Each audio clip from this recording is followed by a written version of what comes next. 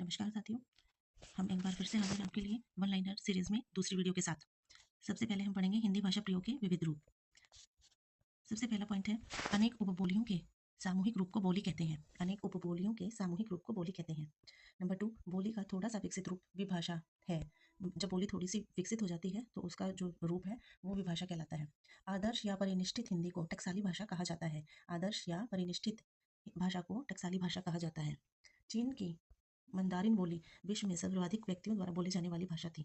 चीन की मंदारिन बोली विश्व में सर्वाधिक व्यक्तियों द्वारा बोली जाने वाली भाषा थी। लेकिन 2009 के सर्वेक्षण में हिंदी भाषी की संख्या 1 अरब 27 करोड़ है, जबकि चीनी की संख्या 90 करोड़ ही है। तो सबसे ज्यादा कौन सी भाषा बोली जाने लगी 2009 के सर्वेक्षण के बाद से? हिंदी भाषा। ठीक है। खड़ी बोली संपर्क भाषा के रूप में जानी जाती है। खड़ी बोली को किस रूप में जाना जाता है? संपर्क भाषा के रूप में जाना जाता है। पर्यटकों तथा राजनयिकों द्वारा सीमित प्रयोग के लिए सीखे जाने वाली भाषा संपूरक भाषा कहलाती है। पर्यटकों यानी कि जो पर्यटक भारत आते हैं उनके द्वारा और राजनयिक के जो एम्बेसडर लोग होते हैं उनके द्वारा सीमित प्रयोग के लिए सीखे जाने वाली भाषा, सिर्फ कुछ ही चीज़ें उनको सिखाई जाती हैं, तो उन सीमित प्रयोग के लिए सीखे जाने वाली भाषा को संपूरक भाषा कहते हैं। उर्दू फारसी लिपि में लिखी जाती है। रिक्ता शब्द का अर्थ गिरी हुई है। रिक्ता शब्द का क्या अर्थ है? गिरी हुई है। ठीक है, गिरी शब्द है इसका अर्थ। फारसी भाषा के शब्दों को सरल करके बोलचाल की जो भाषा बनी उसे रिक्ता कहा गया है। यानी कि जो फारसी भाषा के शब्दों का प्रयोग करके उनको सरल करके जो बोलचाल की भाषा बनी थी उसको रिक्ता कहा गया है। नेक्स्ट है धीरेन्द्र वर्मा ने रिक्ता भाषा को उर्दू की ही एक शैली माना है। जो धीरेन्द्र वर्मा थे उन्होंने रिक्ता भाषा को उर्दू की एक शैली माना है। हिंदी उर्दू मिश्रित भाषा को हिंदुस्तानी कहा जा सकता है। हिंदी और उर्दू मिश्रित भाषा को ही हिंदुस्तानी कहा जा सकता है। ये भाषा है। हिंदी की सबसे अधिक बोली जाने वाली बोली कौन सी है? भोजपुरी। हिंदी की सबसे अधिक बोली जाने वाली बोली है भोजपुरी। खड़ी बोली के अन्य नाम है हिंदुस्तानी, नागरी, सर हिंदी, कोरवी। हिंदुस्तानी, नागरी, सर हिंदी, कोरवी। विश्व भाषा परिवार देवेंद्र नाथ शर्मा अनुसार विश्वनाथ भाषा परिवार के नाम हम एक बार पढ़ेंगे। भारत यूरोपीय भाषा परिवार। नंबर 2, जापानी कोरियाई भाषा परिवार, बुरुशस्की परिवार, यूराल अल्टाई परिवार, काकेशी परिवार, चीनी परिवार, जापानी कोरियाई परिवार, अति उत्तरी परिवार, वास्क परिवार, सामी हामी परिवार, सूडानी परिवार, बांटू परिवार, होतेम तो वुशमैनी परिवार, मल्य बहुद्वीपीय परिवार, पापुई परिवार, ऑस्ट्रेलियाई परिवार, दक्षिण पूर्व एशियाई परिवार, अमरीकी परिवार। ये 18 परिवार हमने पढ़े। ये कौन से परिवार थे? विश्व भाषा परिवार, जो देवेंद्र नाथ शर्मा ने बताए हैं।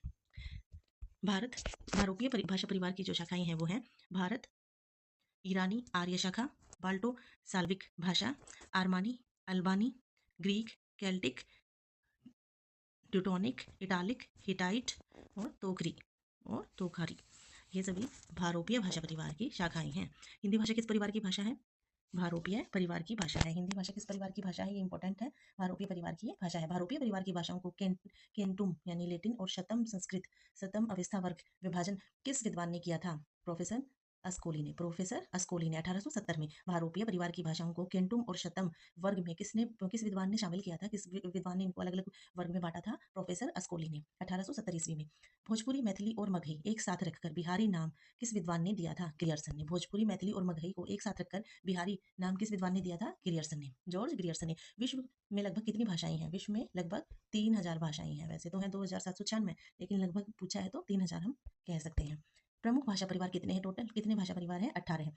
बोलने वालों की संख्या तथा भौगोलिक व्यापकता की दृष्टि से सबसे बड़ा भाषा परिवार भारोपीय भाषा परिवार ही है।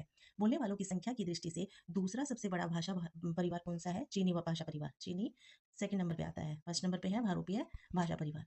क्षेत्र विस्तार की दृष्टि से दूसरा सबसे बड़ा परिवार है यूराल अल्ताई परिवार। यूराल अल्ताई परिवार ये क्षेत्र विस्तार की दृष्टि से है। बोलने वालों की दृष्टि से सेकंड लार्जेस्ट है चीनी परिवार, और बोलने वालों की संख्या तथा भौगोलिक व्यापकता इन दोनों दृष्टि से सबसे बड़ा भाषा परिवार है भारोपीय भाषा परिवार। भाषाओं के आकृति मूलक वर्गीकरण का श्रेय किसे जाता है? प्रोफेसर शैलेगल को। भाषाओं के आकृति मूलक वर्गीकरण, आकृति मूलक यानी कि उसके आकृति को देखकर जिसने वर्गीकरण किया वो कौन है? प्रोफेसर शैलेगल। प्रोफेसर शैलेगल। पंक्ति से पाली शब्द की उत्पत्ति किस विद्वान ने मानी है? आचार्य विधुशेखर भट्टाचार्य ने। आचार्य विधुशेखर भट्टाचार्य ने। भरत मुनि द्वारा प्राकृतों की संख्या मानी जाती है 7 मुख्य प्राकृत है और 7 ही गौण प्राकृत है। 7 मुख्य है और 7 गौण। धातु पाठ, गण पाठ, उणादि सूत्र, लिंगानुशासन किसकी रचनाएं मानी जाती हैं? ये सारी रचनाएं पाणिनि जी की मानी जाती हैं। अष्टाध्यायी में कितने अध्याय और सूत्र हैं? अष्टाध्याय में 8 अध्याय हैं, नाम से ही पता चल रहा है अष्टाध्यायी, और 3997 सूत्र दिए गए हैं।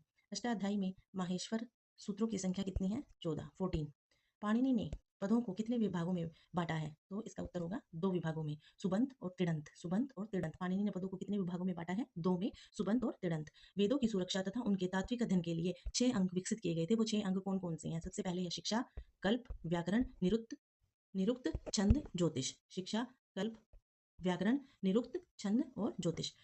तैत्तिरीय और मैत्रायणी प्रातिशाख्य किस वेद से संबंधित है? ये कृष्ण यजुर्वेद से संबंधित है। घोष तथा अघोष ध्वनियों की दृष्टि से हिंदी, अंग्रेजी और फ्रेंच आदि भाषाओं के सभी स्वर क्या होते हैं? घोष अघोष ध्वनियों की दृष्टि से अगर देखा जाए तो हिंदी, अंग्रेजी, फ्रेंच सभी भाषाओं के जितने भी स्वर हैं वो क्या होते हैं? सारे घोष होते हैं। क्या होते हैं? घोष। तो इसी के साथ हमारी ये वीडियो खत्म होती है। मिलते हैं हम अपनी नेक्स्ट वीडियो में। तब तक के लिए नमस्कार आपको मेरा। ऐसे ही और वीडियोज़ के लिए मेरे चैनल को सब्सक्राइब करें। Thank you.